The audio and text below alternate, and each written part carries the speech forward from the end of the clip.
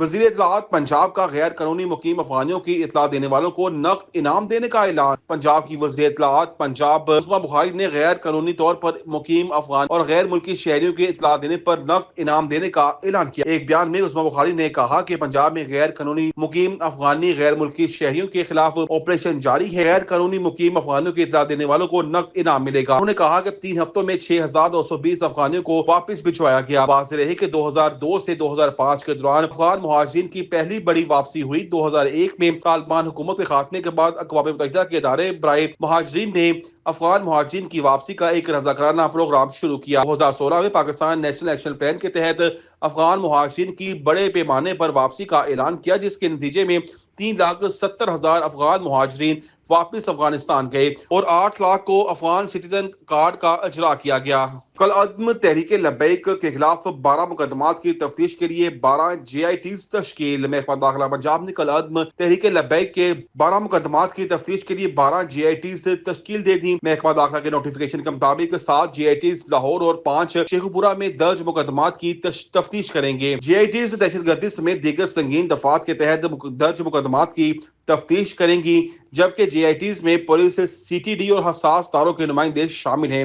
ان مقدمات کی تفتیش کے لیے جے آئی ٹیز بنانے کی درخواست پنجاب پولیس نے کی تھی۔ پولیس کے مطابق کالعدم ٹی ایل پی کے خلاف 75 سے زائد مقدمات میں 2000 سے زائد نامزد شرپسند گرفتار ہیں۔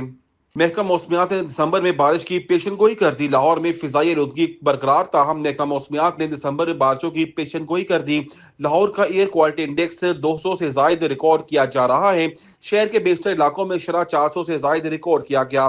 پنجاب کے دیگر شہروں میں گوجرانوالہ، گجرات اور ملتان میں فضا زہر آلود ہے۔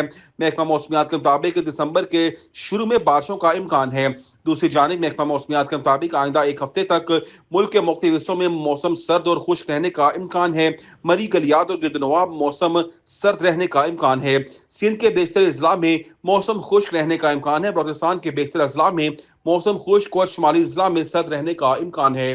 سنگین الزامات پر سابق قومی کپتان راشد لطیف سے تحقیقات شروع۔ سابق قومی کپتان راشد لطیف کے خلاف نیشنل سائبر کرائم ایجنسی نے تحقیقات کا آغاز کر دیا۔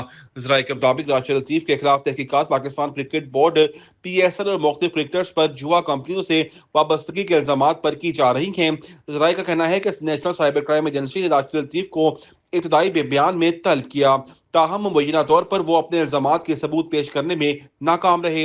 ابتدائی تحقیقات کے مطابق راشد لطیف گزشتہ کچھ عرصے سے اپنے یوٹیوب چینل پر یک طرفہ الزامات لگا رہے ہیں، جن کی تصدیق تاحال نہیں ہو سکی۔